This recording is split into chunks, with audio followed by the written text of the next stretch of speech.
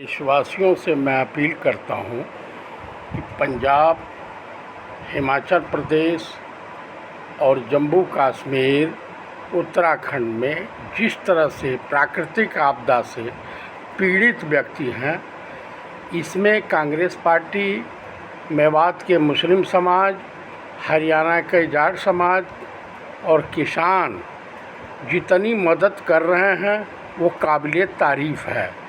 लेकिन भारत सरकार, आरएसएस और जितने भी साधु महात्मा अपनी दुकानदारी चलाते हैं या ये जो कथावाचक हैं, इनको मानवीय संवेदना से कोई सरोकार नहीं है। माननीय प्रधानमंत्री, जो इस वक्त देश की जिम्मेदारी होनी चाहिए, लेकिन माननीय प्रधानमंत्री इस समय अपनी कुर्सी बचाने में परेशान हैं।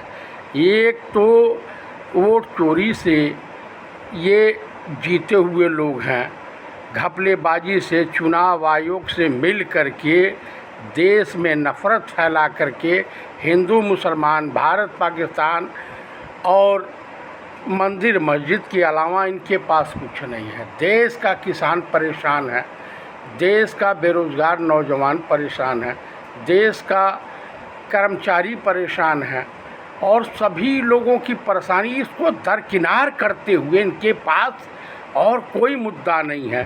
देश इस समय आर्थिक संकट से गुजर रहा है, देश की स्थिति बड़ी भयावह है और इनको अपनी कुर्सी की चिंता पड़ी हुई है। अभी उपराष्ट्रपति का चुनाव होने जा रहा है, ये भीतरघात से इतना भयभीत है।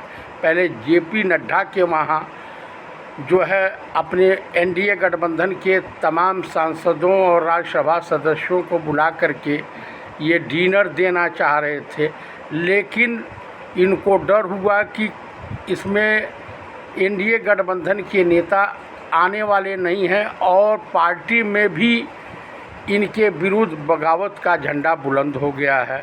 क्रॉस वोटिंग का खतरा है, मंडरा रहा है और 17 सितंबर को इनका माननीय प्रधानमंत्री राजा बाबू छैला बाबू का जन्मदिन है। ये लोग देश के लिए कलंक है। बिहार चुनाव आ रहा है, ये समस्त महिलाओं का अपमान करें।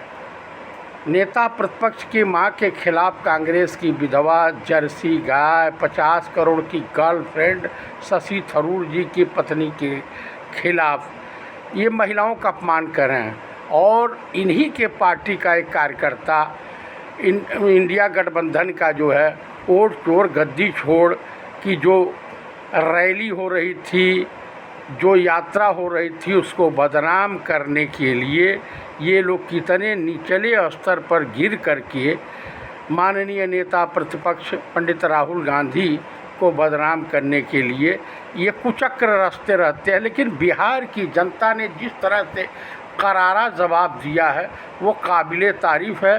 बिहार की जनता को मैं सैल्यूट करता हूँ। इंडिया गठबंधन की बिहार में सरकार बनेगी तो बिहार का कल्याण संभव है। आप बताइए कि डॉक्टर मनमोहन सिंह जी की सरकार थी, हमने फूड सिक्योरिटी बिल दिया, हमने जो है शिक्षा का अधिकार दिया, मनरेगा दिया और जन सूचना अधिकार अधिनियम दिया। कांग्रेस अगर बेईमान होती, चोर होती, उचक्की होती तो नहीं।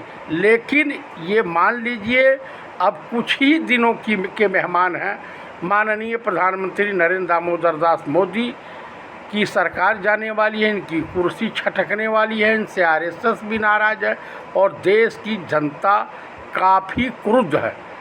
तो कुल मिलाकर के देश का अगर भला चाहते हैं देशवासी, पंजाब, हिमाचल और जम्मू कश्मीर तथा उत्तराखंड के नागरिकों की मदद करें जो बाढ़ पीड़ित में हैं, आपदा में से पीड़ित हैं। उनकी मदद जनहित में, देश हित में, मानव हित में बेहद ज़रूरी है।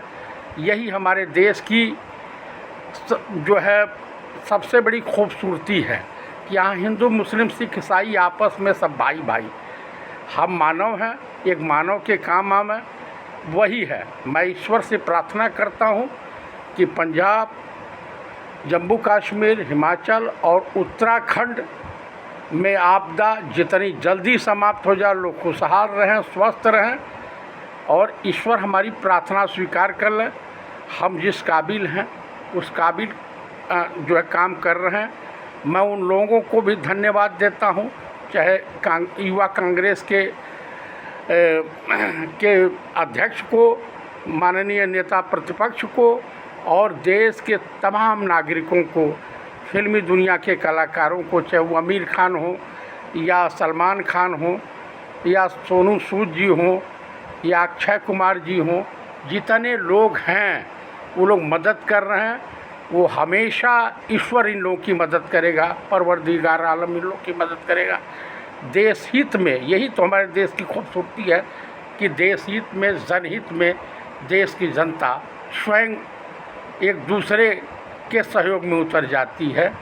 इसी के साथ मैं देशवासियों को धन्यवाद देता हूं और भाजपाई नेताओं और ये जो भगवा वस्त्रधारी साधु महात्मा हैं ढोंगी टाइप के, इनका जो है बहिष्कार करना जनहित में बेहद ज़रूरी है, देशहित में बेहद ज़रूरी है। जय हिंद, जय भारत।